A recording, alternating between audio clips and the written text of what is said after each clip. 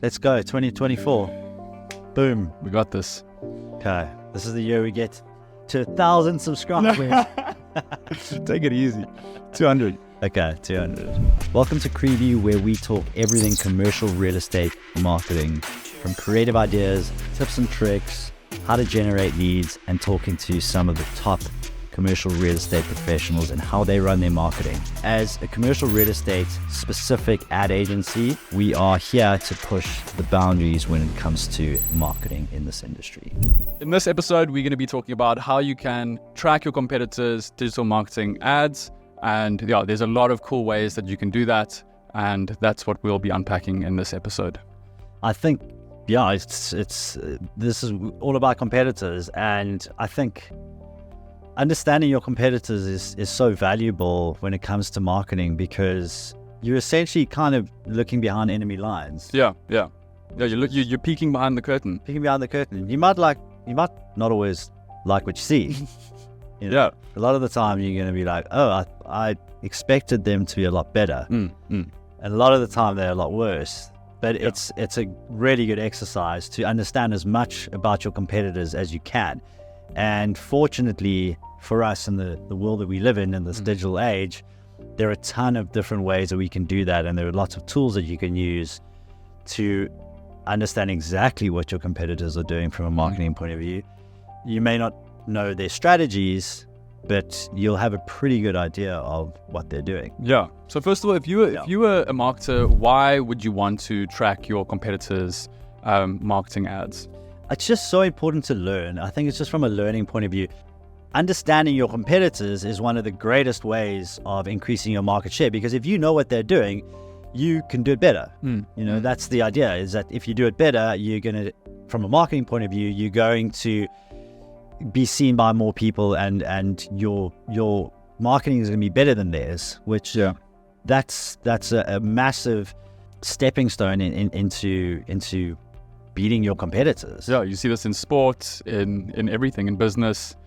Knowing how they're going to go so that you can plan for that next move. Yeah. It's like if you're a sports team, if you're in the NFL and you're playing, your next game, you are going to look at tape from that team. You're going to look at the quarterback. You're going to look at the tight end. You understand how, what plays they're running, at what times. You're going to try and get as much information about that competitor that you're playing, so that you can beat them. Yeah, this is exactly the same thing. And I feel like we don't do this enough. We're so focused on ourselves and how we want to be better.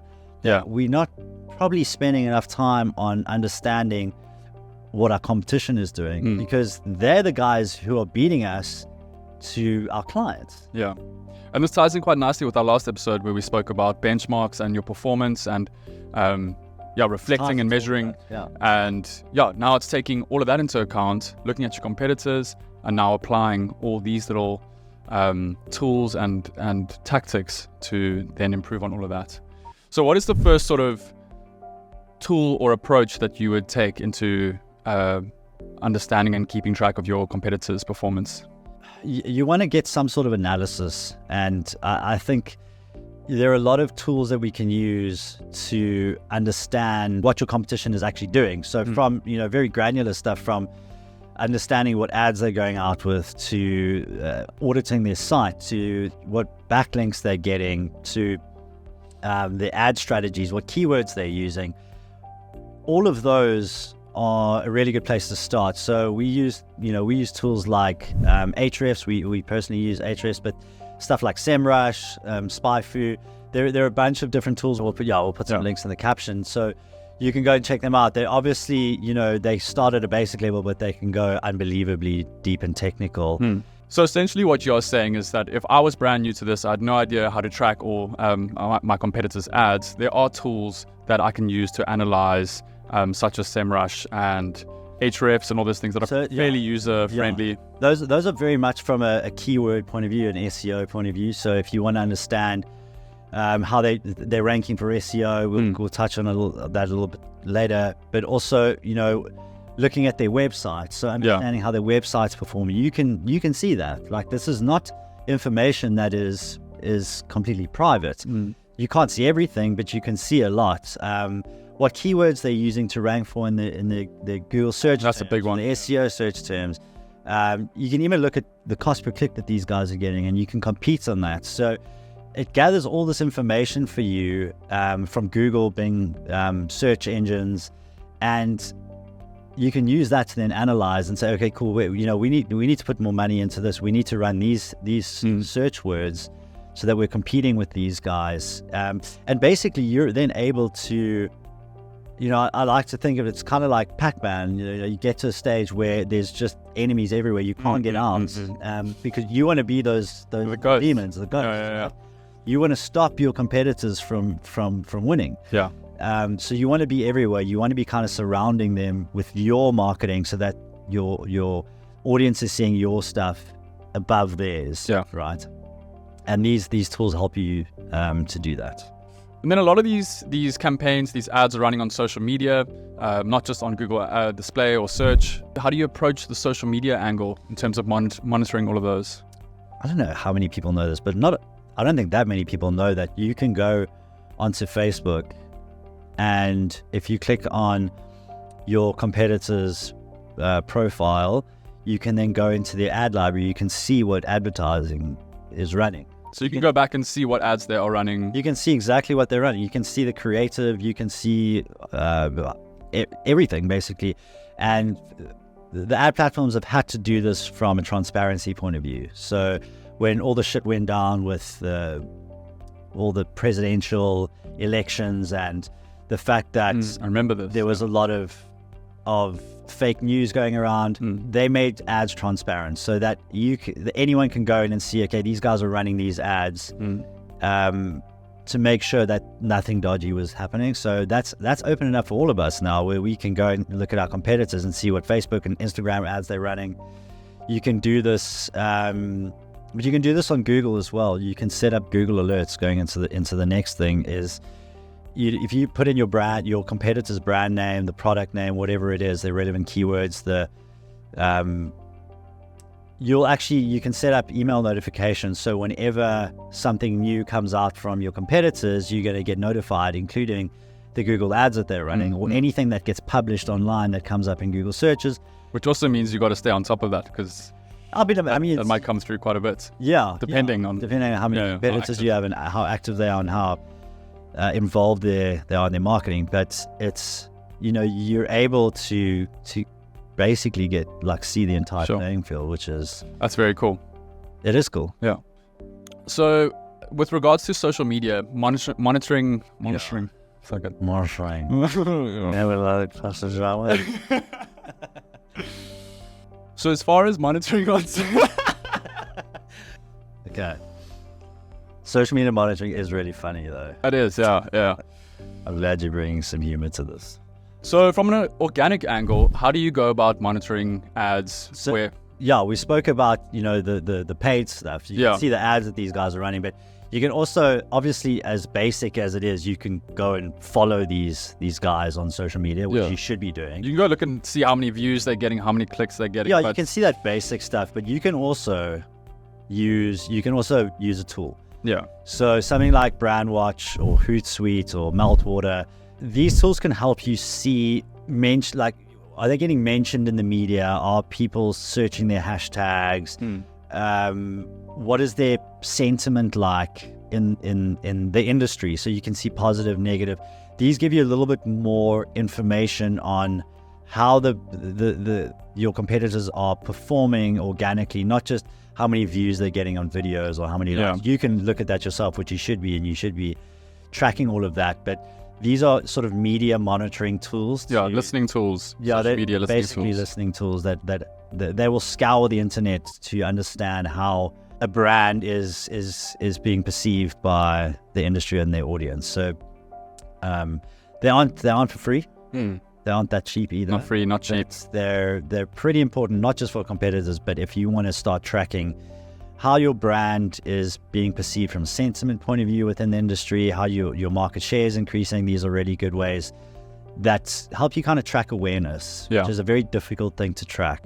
Yeah. So, And then what other ways that are like more organic ways of staying in the loop with your competitors? What other things can you do to kind of get the insight? I mean, basic things that I think most people would be doing, but if you aren't, you probably should be, right? You like go onto their website often, subscribe to everything that they've got, their blogs, their newsletters, any marketing updates. Subscribe to all that stuff. You're going to start getting it into your inbox, see what they're doing, what initiatives that they're running. Regular website visits. This is really important. Look at what they're doing to update their website. Is there a new landing page? Are they running any sort of promotion? What new inventory do they have from a property point of view? But also looking at, you need to be going to industry events. Go to industry events, go incognito and go and speak to them, ask them as much as you can.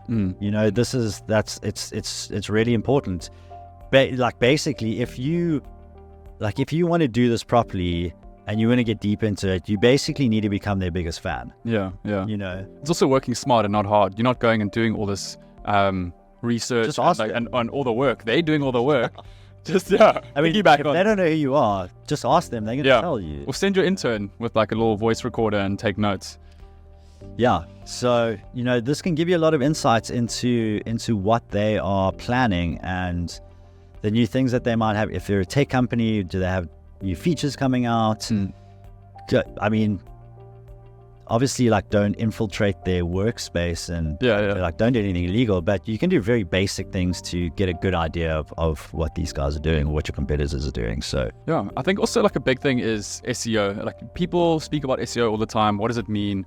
How do you even go about it in terms of monitoring ads and the performance?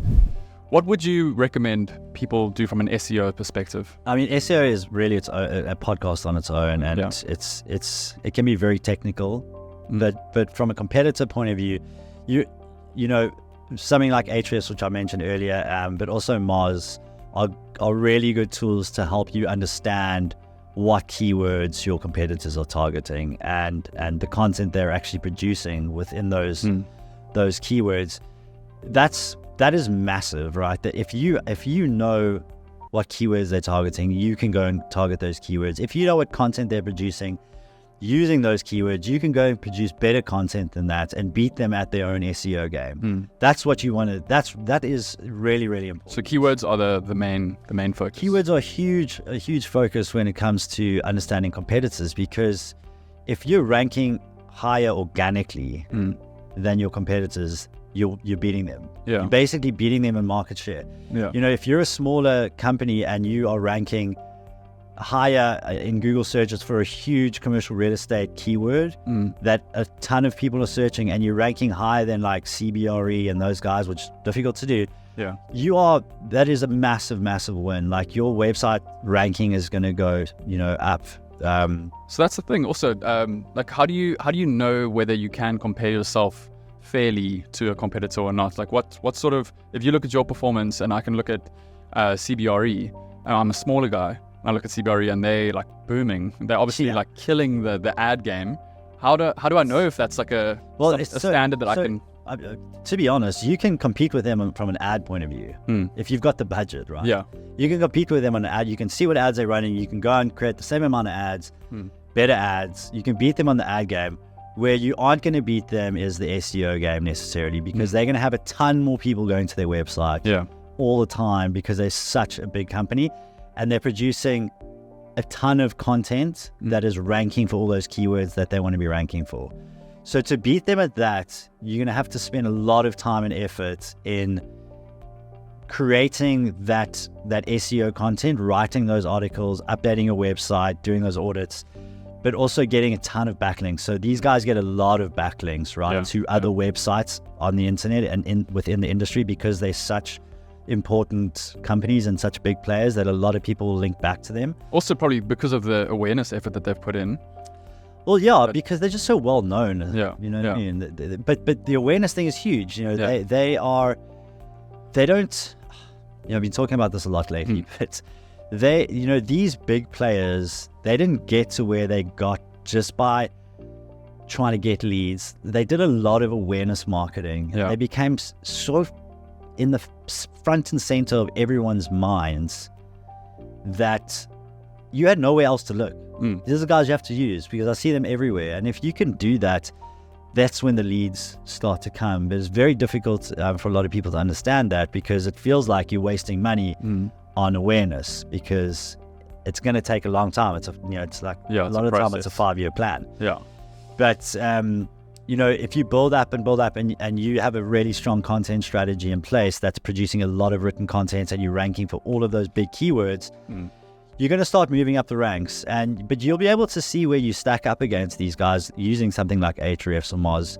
It has website rankings. It shows you where your website ranks in the whole world of websites. Yeah. And you can see where someone like a CRE is compared to you, and you can start building up your marketing to get closer to them, I guess. Cool. I mean, this is a lot of information to take in with regards to monitoring competitors and their ads.